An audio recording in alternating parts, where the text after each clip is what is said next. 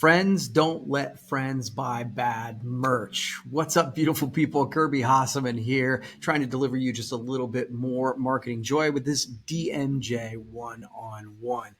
And hey, I'm going to dive into why it's really important to not buy bad merch for your organization, your personal brand, all that sort of things. But first, if you're getting any value out of this, please feel free to subscribe on YouTube, on any podcast, wherever you're getting this message, please feel free, and I'll keep them coming. So, like I said, friends don't let friends buy bad merch. So I want to talk to you today about some things that hopefully will guide you to doing better merch for your organization. Look, if you follow me at all, you know I love branded merch, but just like every other tool, there are ways to do it well, and there are ways that people really struggle because not all merch is created equal. And the other thing I want to make a distinction about is we talk about the term cheap, and then there's the term inexpensive. And I'm sure this is true of all industries, but it's certainly true in merch. Cheap and inexpensive are not the same thing. You can do some quality pieces that are inexpensive. The first thing that comes to mind is like a lip balm. A nice quality lip balm can be under $1, but you get a ton of impressions, and the perceived value on it's really high. So when I say cheap, I don't necessarily mean inexpensive. As a matter of fact, I don't mean inexpensive. So you can do quality and inexpensive, just don't go cheap. So today I want to talk to you about the reasons not to do cheap or bad merch. So number one, bad merch is bad for the brand. Look, merch, it's clearly an extension of your brand, but so many organizations don't treat it this way. We come to an event or some sort of promotion, and they're like, what kind of cheap merch can I get in order to check this box?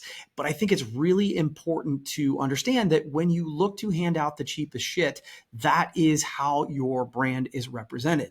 And, one of the ways to consider this, I think, is to consider that your merch and the kind that you are choosing for this event or this promotion really should represent your brand.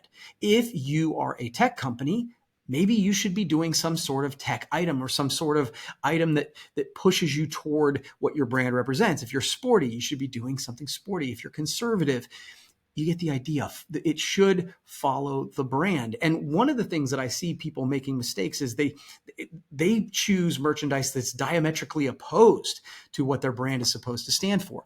A great example of this are these folks who their organizations say that they want to be carbon neutral and they want to be sustainable. And then they choose cheap merch that's for sure going to come up and end up in a landfill because it's going to get thrown away right after the event.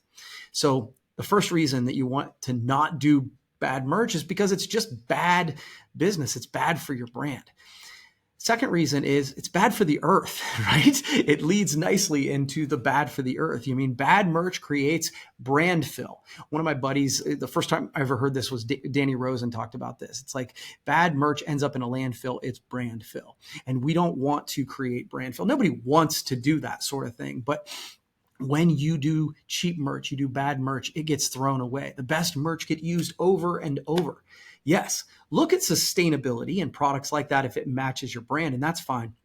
But one of the things that I would say, and speaking of buddies, my other buddy, Bill Petrie, said this to me, and it made me kind of resonated with me, is that the best strategy for sustainability is doing quality, because merch or anything that gets used over and over for years and years and years is by definition sustainable.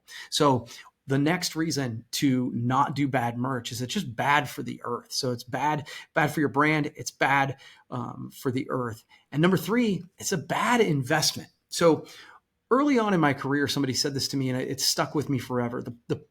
The price of an item is not determined at the point of purchase. Let me say that again. The price of an item is not determined at the point of purchase. It's determined at the point of usage.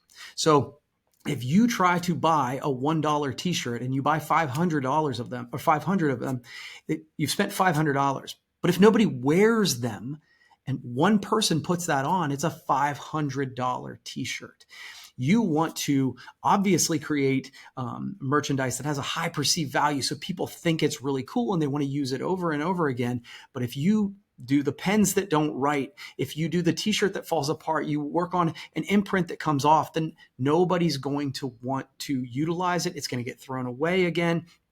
One of the things that, merch does and does really well is it has a lasting impression. That's one of the things that those of us in the industry have said that for many years.